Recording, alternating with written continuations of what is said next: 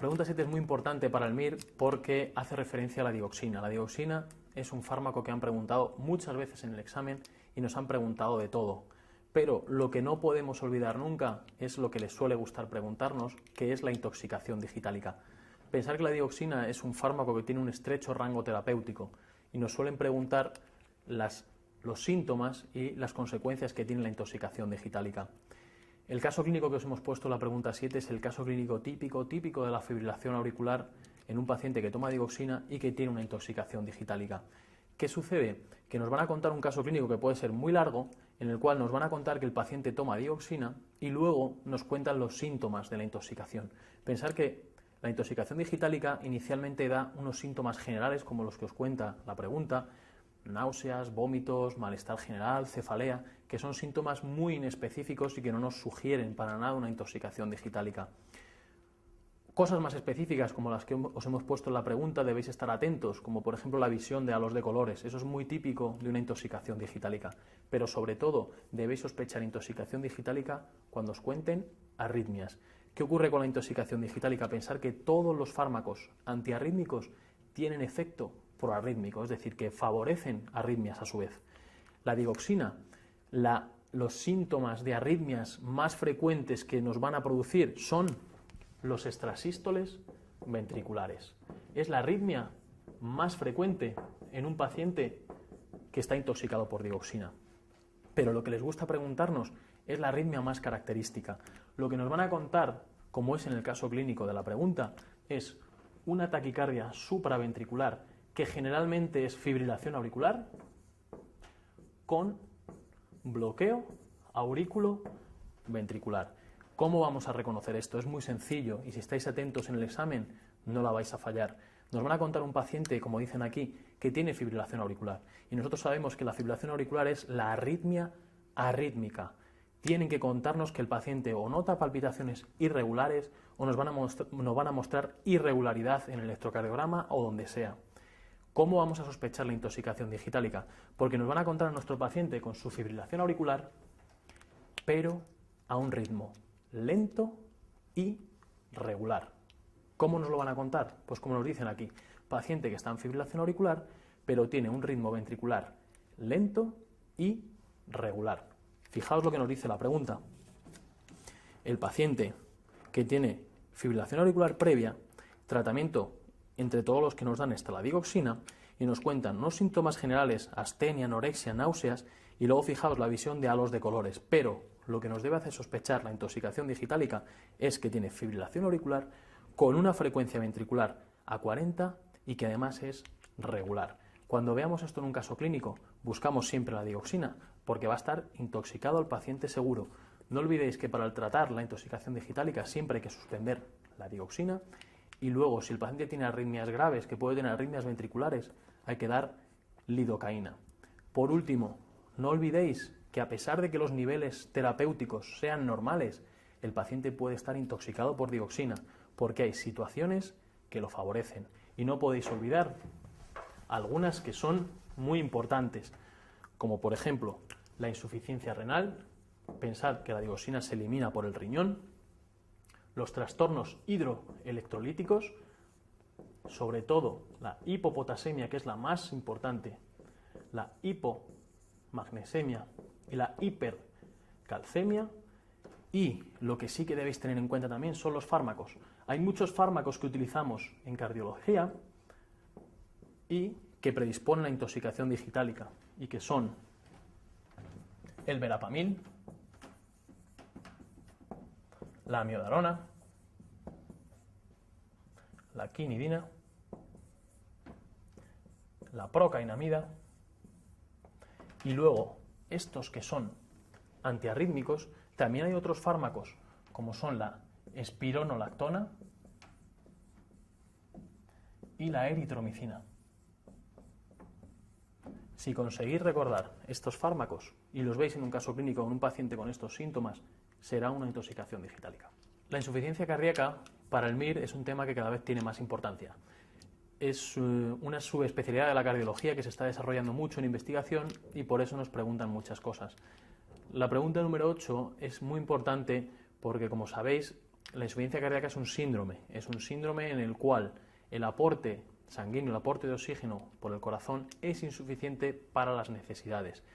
En general, las causas son cardiológicas, el corazón fracasa para mandar un volumen de sangre suficiente y esto puede ser por dos grandes cosas, que son lo que nos define los dos tipos grandes de insuficiencia cardíaca, que es la insuficiencia cardíaca sistólica y la insuficiencia cardíaca diastólica, que también se la denomina con función sistólica conservada. Es importante que tengáis en cuenta que las dos tienen exactamente los mismos síntomas y es imposible diferenciar por los síntomas si estamos ante una insuficiencia cardíaca por disfunción sistólica o a una diastólica. Los síntomas, la gravedad y el pronóstico son igual de malos en una que en otra. La única manera que hay de diferenciar la sistólica de la diastólica es el ecocardiograma transtorácico. Por eso, la primera prueba que hay que hacer a un paciente con sospecha de insuficiencia cardíaca es el eco. El eco es el que nos va a dar la información para que sepamos si es una o es otra, y eso es importante para el tratamiento que le daremos a nuestro paciente. Cuando nos quieran hablar de insuficiencia cardíaca sistólica, en el MIR, siempre que nos digan insuficiencia cardíaca sin más, se referirán a la sistólica, y en el ecocardiograma nos van a contar un ventrículo dilatado con baja fracción de eyección, mientras que cuando nos hablen de insuficiencia cardíaca diastólica o con función sistólica conservada, nos lo tienen que especificar qué es la diastólica y nos van a contar un ventrículo que no está dilatado y es un ventrículo que se relaja mal. Generalmente nos van a contar un ventrículo con hipertrofia ventricular, que puede ser una hipertensión arterial, una estenosis aórtica severa o una miocardiopatía hipertrófica fundamentalmente. Cosas fundamentales que debemos saber. El tratamiento es diferente. Pensad que para la insuficiencia cardíaca sistólica debemos dar diuréticos para la congestión, beta bloqueantes y ECAs, y cuando el grado funcional es avanzado, espironolactona.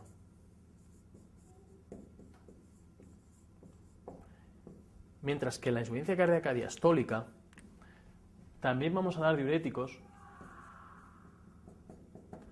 con precaución. Pensar que estos pacientes hay que quitarle la congestión, los síntomas de disnea, pero tenemos que tener cuidado porque para poder llenar ese ventrículo rígido, ese ventrículo que no se relaja bien, tenemos que tener cierta precarga, hay que tener cierta volemia para poder llenar ese ventrículo. Importante es que aquí se pueden utilizar los antagonistas del calcio, tipo verapamil o diltiazem, que no se pueden utilizar en la sistólica porque son fármacos depresores de la contractilidad. También se dan beta bloqueantes.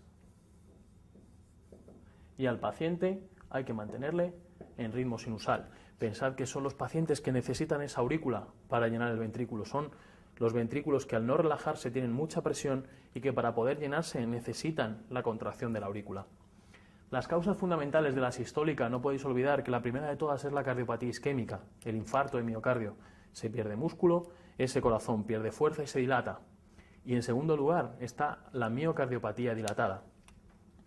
La insuficiencia cardíaca diastólica, la causa más frecuente también es la cardiopatía isquémica. ¿Qué es lo que sucede? Un paciente que tiene cardiopatía isquémica, la energía, lo que más consume energía en el corazón es la relajación. Es donde se rompen los puentes de actina y miosina. Y todo paciente que tiene cardiopatía isquémica tiene alteración diastólica del corazón. Y la otra causa más frecuente es la hipertensión arterial. Si nos fijamos en la pregunta con respecto a la insuficiencia cardíaca, la respuesta correcta, en este caso la incorrecta, es la 1, que dice que cuando es debida a disfunción sistólica tiene más síntomas, más disnea. Eso es falso. Pensad que los síntomas, como hemos dicho, son iguales y que la prueba de elección es el eco, como dice la respuesta 2.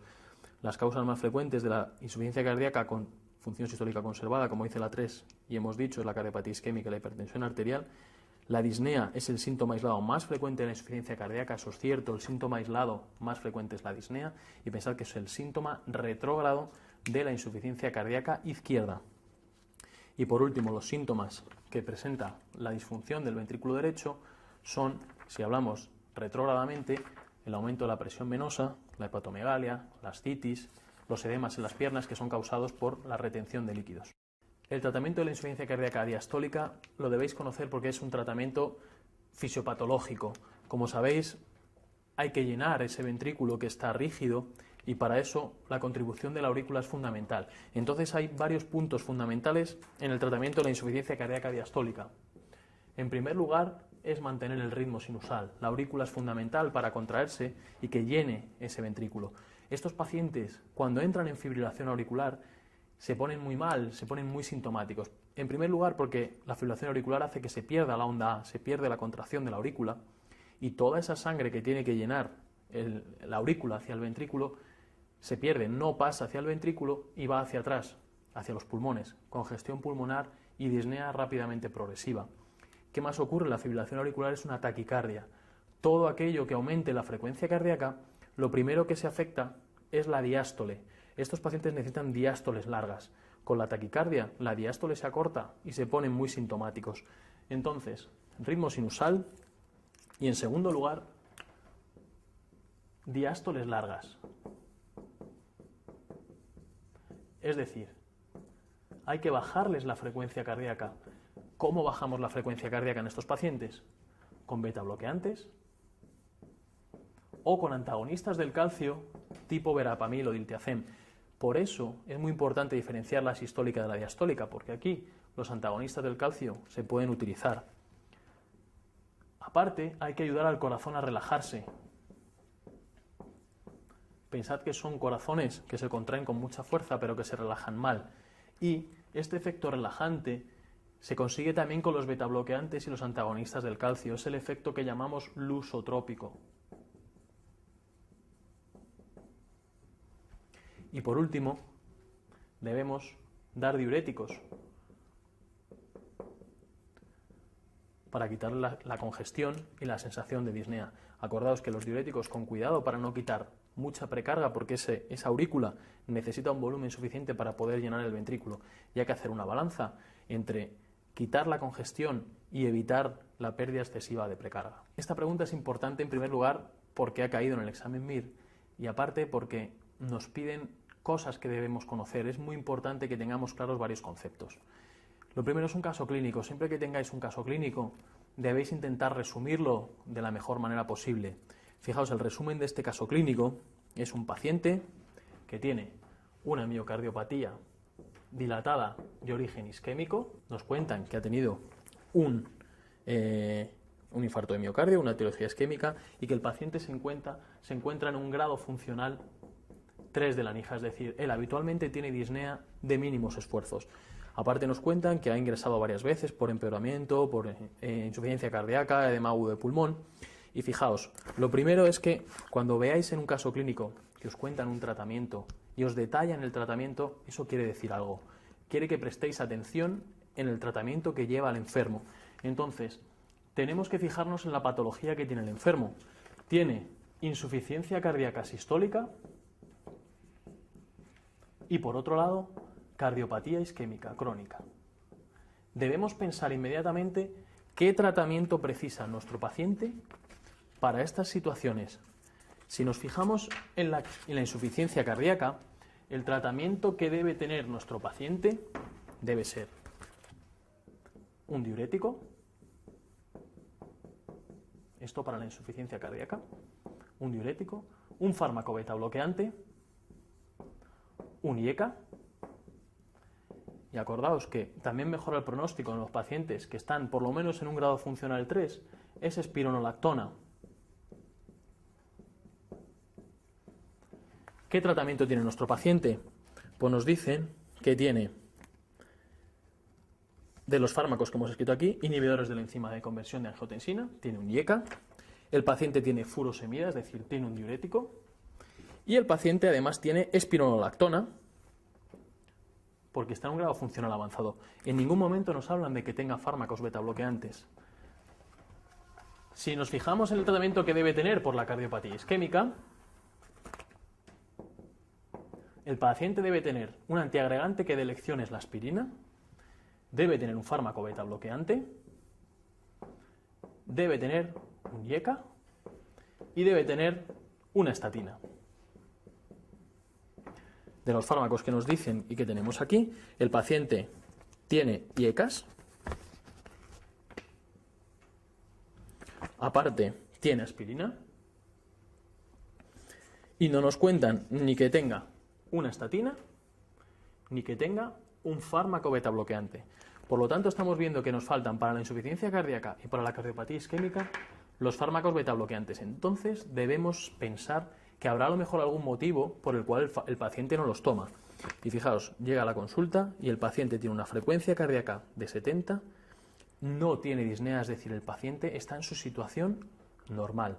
¿Cuándo no puedo dar yo un beta bloqueante? Yo debo pensar que no le dan el beta bloqueante si hay alguna contraindicación, que puede ser su frecuencia cardíaca, es decir, que el paciente tenga una frecuencia cardíaca por debajo de 50 latidos, o bien que el paciente tenga hipotensión y no lo pueda dar, es decir, una tensión arterial sistólica por debajo de 90, o que el paciente sea un EPOC muy severo o que tenga alguna otra contraindicación para beta bloqueantes. Aquí no me cuentan nada de esto. Entonces, fijaos, me dice, ¿cuál es la recomendación terapéutica? Un antagonista del calcio yo no lo puedo dar a un paciente con disfunción sistólica, está contraindicado. Suspender aspirina y cambiarla por clopidogrel no tiene ninguna contraindicación para cambiar la aspirina. El paciente no hay que cambiar la aspirina, hay que seguir con ella porque es el fármaco de elección para la cardiopatía isquémica crónica. La respuesta 3 no tiene ninguna cabida aquí, hacer una broncoaspiración, etcétera, etcétera, para que haya algo pulmonar que justifique la clínica cuando el paciente el problema que tiene es cardiológico. Las respuestas que os lían es la 4 y la 5. Casi todo el mundo cuando cayó esta pregunta puso la digoxina.